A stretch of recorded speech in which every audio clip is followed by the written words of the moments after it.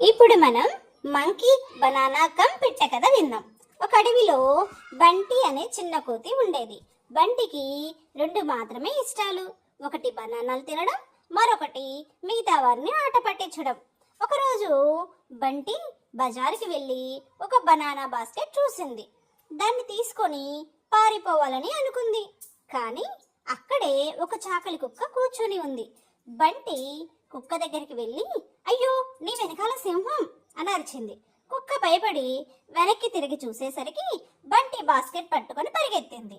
బంటి చెట్టు మీద కూర్చొని బనానాలు తినపోతే ఒక్కసారిగా బాస్కెట్లో నుంచి న్యామ్ అని శబ్దం. అది అసలు బనానా కాదు, పసుపు రంగు పిల్లి. భయపడ్డ బంటి చెట్టు నుండి పడిపోయింది.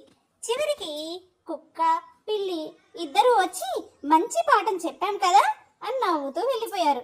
నీతి ఏమిటంటే, ఇతరులను మోసగిస్తే ఒక్కోసారి మనకి పెద్ద సర్ప్రైజ్ వస్తుంది.